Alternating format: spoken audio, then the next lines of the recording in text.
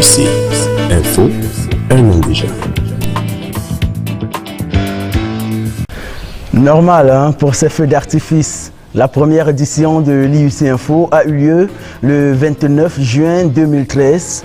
Ce 28 juin 2014, nous pouvons avoir la fierté de dire que IUC Info a un an déjà. Et ça mérite vos acclamations.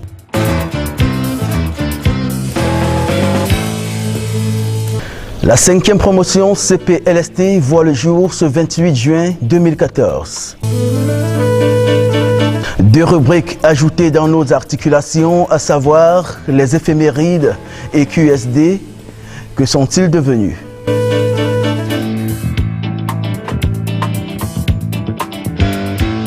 Chers parents, chers étudiants, mesdames et messieurs, bonjour. L'Institut d'ingénierie informatique d'Afrique centrale, 3IAC, l'un des 3 établissements qu'abrite l'Institut universitaire de la Côte, IUC, a la lourde responsabilité d'entretenir l'alliance entre l'Institut universitaire de la Côte et l'Université du Maine. Le reportage de Chedjou Fowe.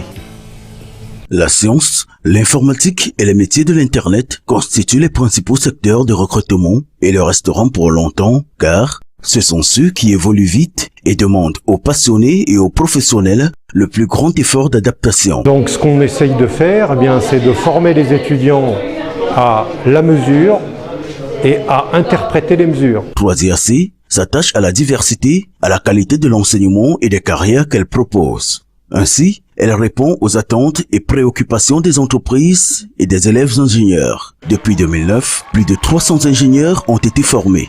Vous trouverez dans 3IAC 6 partenariats ou alliances reconnues par le ministère de l'Enseignement supérieur.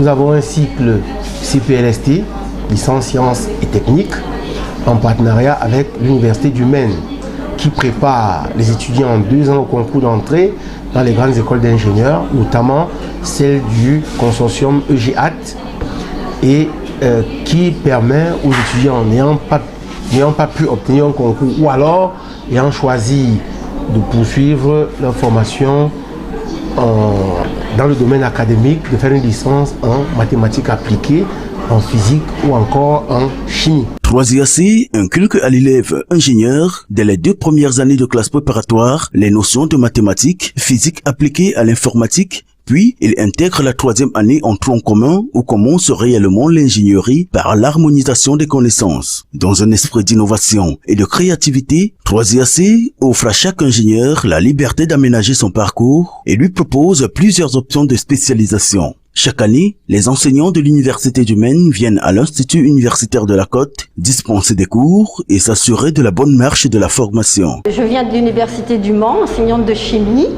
Et dans la mission que j'ai choisi de faire ici, c'est de développer les travaux pratiques et notamment avec des appareils pour que les étudiants s'habituent à prendre des mesures et à exploiter ces mesures. On a eu des séances de TP avec madame, on a fait des expériences, on a fait des mesures.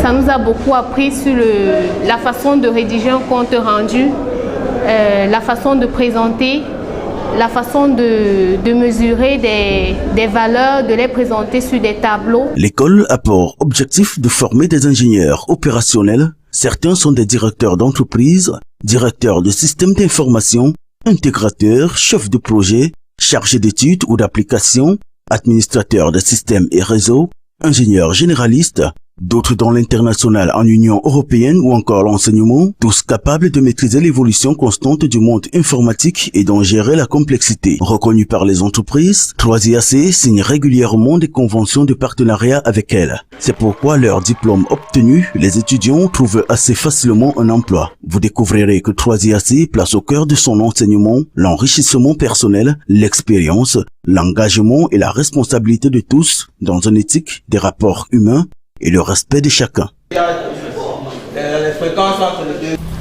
Mettons un accent particulier sur la description de la formation. C'est avec le récit de Christian Kitio. La formation proposée s'articule autour de 3 parcours qui se différencient au fur et à mesure des 3 années. En CPLST, comme principal objectif, c'est de préparer les étudiants pour l'accès aux grandes écoles d'ingénieurs.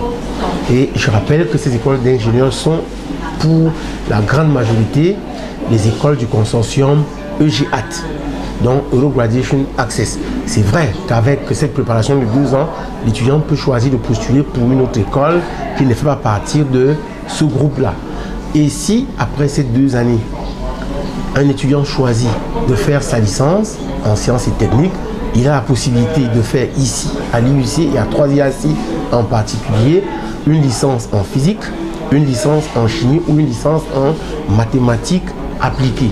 Avec cette même licence, ils peuvent postuler pour l'accès soit des écoles d'ingénieurs où ils intègrent le cycle au niveau 4 ou alors de continuer directement à l'université du Maine en France pour leur cycle de Master 1.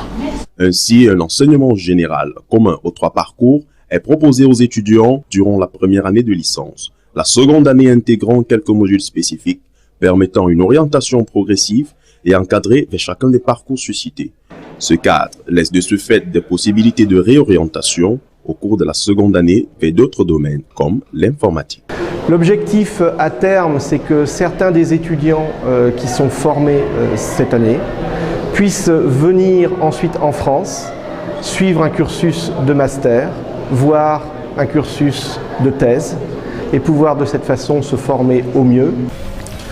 Cette formation intègre aussi des opportunités pour des personnes salariées ou en recherche d'emploi d'accéder au diplôme via un enseignement dit à distance, qui est une spécificité conduite avec succès depuis une dizaine d'années. Pour les objectifs, je vous propose d'écouter M. Cyril Mekaloni. Il est au micro de Cyril Wafo. L'objectif de cette formation est de donner aux futurs étudiants venant des cycles scientifiques, C, D et E, une base solide leur permettant d'intégrer n'importe quel cycle d'ingénieur. Pour cela, dès la première année, ils ont une bonne dose de mathématiques.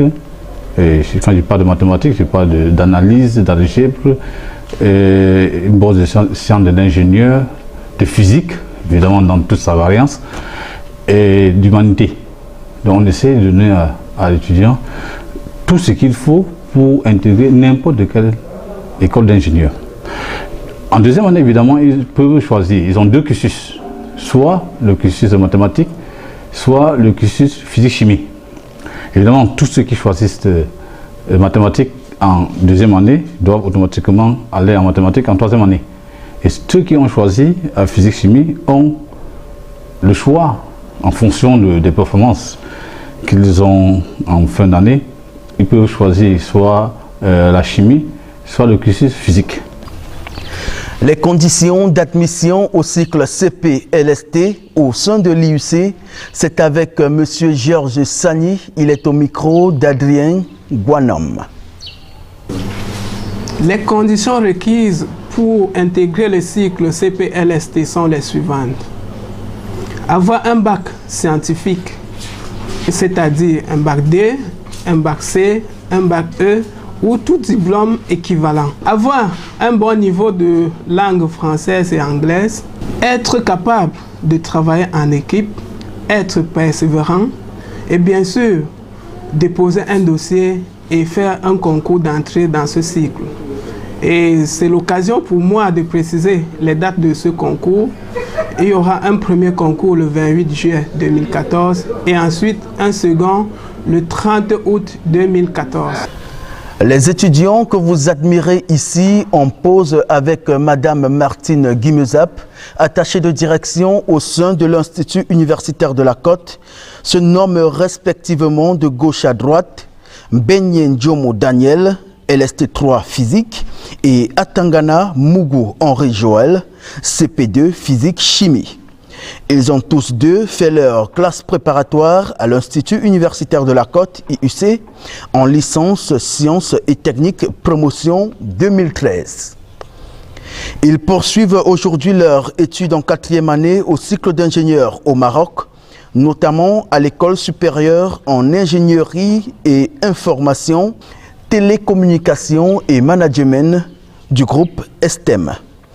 Leur visage face à cette image témoigne de la vitalité et de la forme qu'ils ressentent pour avoir achevé avec succès leur parcours à l'Institut universitaire de la Côte au Cameroun et d'avoir intégré avec aisance une autre école partenaire à l'étranger. Vivement que nous leur souhaitons bonne chance. C'est signé Étienne Patient Tamac, responsable cellule de communication à l'Institut universitaire de la Côte. Également, les étudiants que vous admirez en compagnie de M. Paul Guimezap, président fondateur de l'Institut universitaire de la Côte, sont des anciens produits de la dite institution, à l'instar de M. Kuate Defo Christian, Suisse Tagaku Joël, Pepouere Ndam Yakuba, Aboya Bounangui Marcel et bien d'autres. Ces derniers ont suivi avec succès leur formation en classe préparatoire à l'Institut universitaire de la Côte. Actuellement, ils poursuivent leurs études à l'école d'ingénierie Ismons en France, une école partenaire à l'Institut universitaire de la Côte, via le concours intégré du consortium EGAD. Promptement que nous leur souhaitons bonne réussite. C'est signé Maïmouna Foot, cellule de communication IUC. La première promotion a eu lieu en 2010, donc 2007-2010.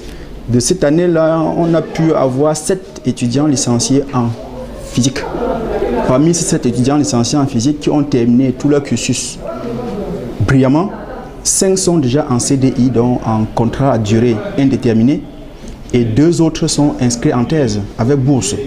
Donc on peut dire que toute la promotion a été placée, donc ils ont réussi leur cursus. En mathématiques, donc, des succès ont été dénombrés avec en marque une étudiante retenue en thèse également à l'Université du Maine. Il s'agit de mademoiselle Noubiagem qui a fini son master 2 avec brio et a été proposée par les enseignants de l'Université du Maine pour faire une thèse avec eux. Notons également une étudiante toujours de mathématiques, mademoiselle Ketchemen, qui ayant été classée 3e dans sa promotion n'a pas eu les moyens pour aller en France. Elle a pu continuer à l'Université de Douala et à l'heure où je parle, elle a soutenu brillamment son 2A, master 2, et elle est retenue en thèse et elle est actuellement en stage à l'Université de Sao Paulo au Brésil. Donc les chimistes ne sont pas en reste. Bien sûr, on note souvent quelques cas de perdition, pas complètement dit, mais qui freinent, mais il y a quand même quelques cas de brio. Je veux citer par exemple Franck Gam, qui a réussi tout son cycle de master avec brio et actuellement, lui aussi, il a un cycle de thèse avec une bourse du ministère français. Je note également le cas de Héromé qui suit ses pas et on peut dire grosso modo que ces étudiants-là réussissent parfaitement leur parcours.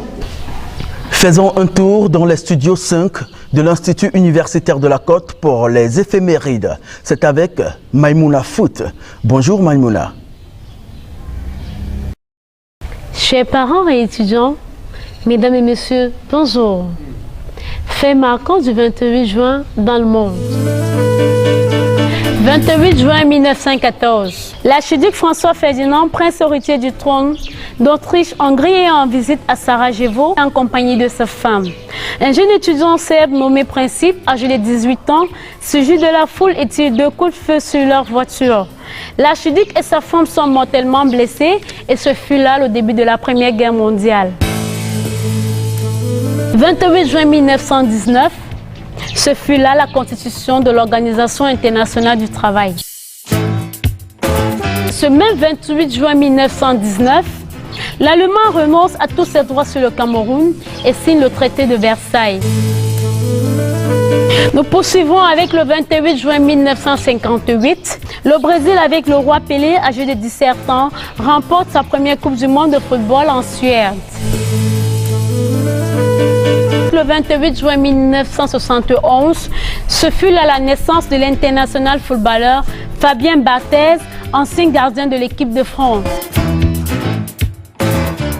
28 juin 1975, l'économiste Madame Delphine Tsanga, nommée à la tête du département ministériel des Affaires sociales du Cameroun. Elle devient ainsi la première femme à entrer au gouvernement camerounais. 28 juin 1980, l'Américain Paul McCready effectue le tout premier vol de son avion solaire. 28 juin 1914, il avait effectivement 42 ans et 39 jours. Roger Milla a inscrit le but le plus vieux de l'histoire de la Coupe du Monde, juste après son entrée en jeu, au retour des vestiaires d'un match perdu, 6-1 face à la Russie. C'était au stade Stanford de San Francisco. 28 juin 2005, ce fut la légalisation des mariages homosexuels au Canada. 28 juin 2006, le pape Benoît XVI nomme Monseigneur Dominique Lebrun, âgé de 49 ans, en remplacement du démissionnaire Monseigneur Joaton. 28 juin 2011, l'ex-premier ministre Inoni Ephraim, chef du gouvernement, a reçu dans ses services à l'immeuble Étoile le sous-secrétaire d'État américain aux affaires africaines, son excellent Johnny Carson, qui prône la transparence et la clarté dans les élections, ainsi que le droit de vote à tout électeur camerounais. 28 juin 2014, sortie de la 5e promotion LST, licence sciences et techniques, formation délocalisée de l'Université du Maine à l'Institut universitaire de la Côte, basé à Douala, au Cameroun, où nous nous trouvons actuellement. Mesdames et messieurs, c'est tout pour ce bulletin de l'information. L'actualité sur l'Institut universitaire de la Côte se poursuit sur notre site internet www.iuc-unif.net ou encore appelez aux différents numéros qui s'affichent au bas de votre petit écran. Merci de nous avoir prêté toute votre attention et à la prochaine.